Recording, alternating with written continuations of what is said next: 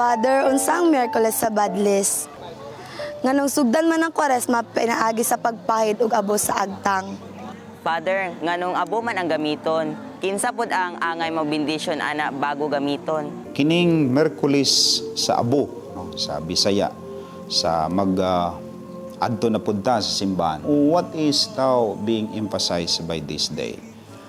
Pinapaalala sa atin ang totoo nating dignidad as a disciple of Jesus. And what is our true dignity? We have to intensify our relationship with Jesus. As a disciple, we are related to Him. We are sons and daughters of God. As Wednesday marks the beginning, and it will supposedly mark as well our activities of prayer, fasting, and almsgiving.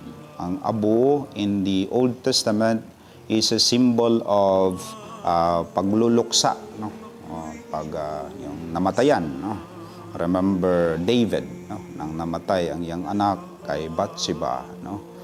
Nilagyan ng abo ang kanyang ulo, no? Pagluluksa, pagkakamatay, no? At pagpenitensya, no? And that's why you heard so many stories in the Old Testament. One, that of David. You can think as well of Job during this time, no? Job, when everything was taken away, what he did, no? He put on ashes on his forehead. He put on sackcloth, no? As a sign of maybe not of protest, but of penitence, because he cannot understand, no? Ano nga nung nagkatabo ni siyang kinabuhi. We heard of the story of the city of Nineveh. Remember Jonah as well this time, no? Narinig nila yung mga pinagsasabi ni Hunas. Kailangan nilang magbago at they realize kaano sila kamakasalanan. No? What they did, no? When they realized they are sinful, again, they put on ashes. They put on sackcloth. No?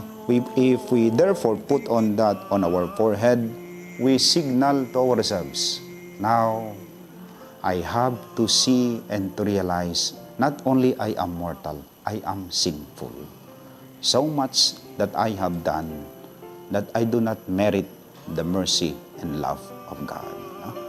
I am doomed for punishment. I am doomed to die. Only then that I ask for forgiveness. Ngayo kong patawad sa Diyos, magpenitensya ko, so that I will die to sin, die from all my attachments, my pleasures, so that I could regain the mercy and forgiveness of God. Father, asa gikan ng abo?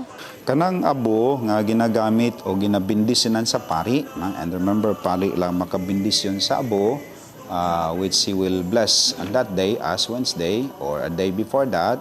Usually during the Mass, he would bless the ashes. Mao tong mga palaspas nga gigamit natong the other year nga Palm Sunday, no, sa linggo ng palaspas. Usually may mga sobra na dira sa gidecorate sa simbahan which were blessed as well. Those will be gathered and then they will be blessed, and those will be used as a sign of our penitence in this season of Lent. Father, kano sa ba dapat ibutang ang abo sa agtang? That's after the homily.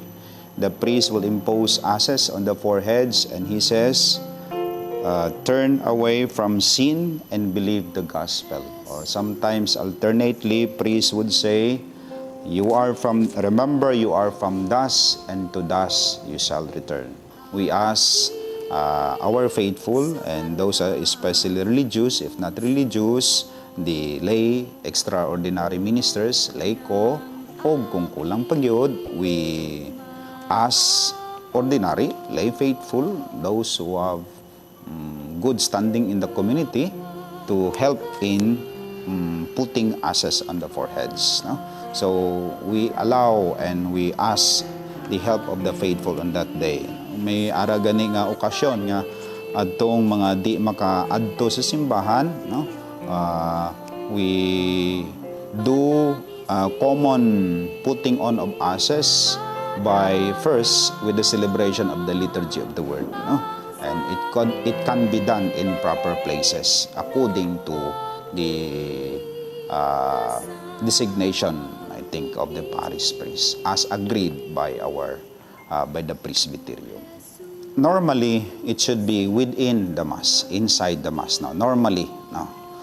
Meaning you have to attend the Mass. No? That's why know the schedules of your Masses on that day. No? Kung kanusama na siya. Usually morning, tumadagkong parokya, they have noon time. Other parishes na po afternoon Masses.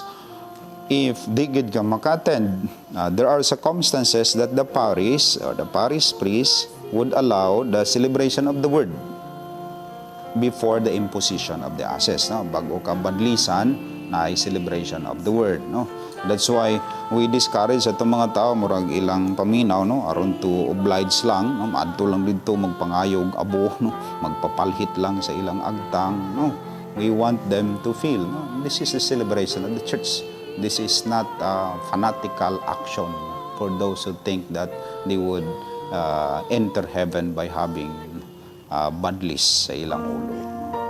Bakit kaya cross at saka ash ang dinalagay sa forehead? At bakit nga sa forehead nilalagay? Ano pa nga At saka yung sinasabi. May sinasabi dun eh. Oo, may sinasabi. Ano yung sinasabi ng pare? The first one emphasizes, of course, our mortality. You are from dust, and to dust you shall return. And because we are mortal, bilang tao, no, mamatay ta, part of our being tao is our weaknesses, no? Kasalanan natin. Therefore, implied behind that are the sins we have committed. Therefore, the priest is also saying, turn away from sin. No? This is an important remembrance. We are not immortals. We are mortals. We will die. And suppose, not only that we will die, that's the vanity of human person when he thinks he is immortal.